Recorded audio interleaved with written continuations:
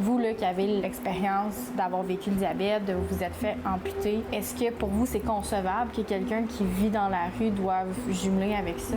Non. Surtout avec le diabète, puis tu es dans la rue, là, parce qu'il faut que tu te piques, il faut que tu prennes de la glycémie.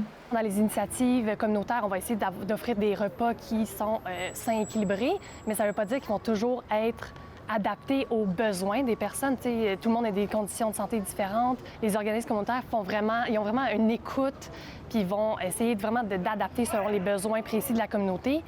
Mais il y a une limite à ce que les organismes communautaires peuvent faire. Donc, il faudrait qu'il y ait des mesures plus structurantes. Nous, on voit quand même que dans les 5 dernières années, il y a vraiment une augmentation là, de la comorbidité, du fait que les personnes ont plusieurs troubles de santé là, en même temps, notamment les maladies chroniques comme le diabète, là, parce que la population est vieillissante. Puis ça fait en sorte que les gens ont besoin d'une plus longue prise en charge puis des suivis. On fait une partie, mais après ça, il y a un problème de prise en charge, là, l'accès aux médecins de famille, aller sur Clic Santé pour prendre un rendez-vous quand tu sais pas où tu vas dormir ce soir, que tu n'as pas de téléphone puis que ton niveau de littératie n'est pas super élevé parce que tu n'as pas eu la chance de faire des grandes études, bien, bonne chance. Il faut mettre des services en place, il faut mettre un logement d'urgence pour que les gens aient un endroit pour vivre, pour se laver, puis pour recevoir leurs soins.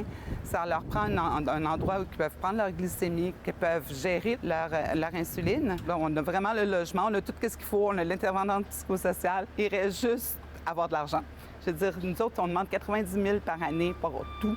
Si on parle d'une amputation, on parle de 75 000 par année.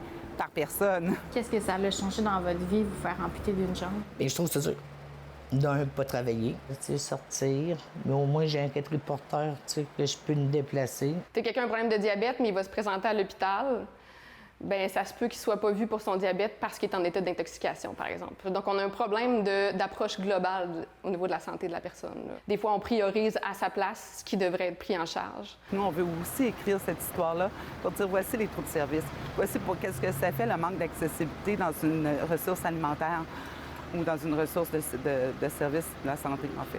Le Carrefour familial des personnes handicapées souhaite mandater un chercheur pour documenter ce nouveau phénomène de l'itinérance et du diabète. À Québec, Frédéric Bacon pour Nouveau Info.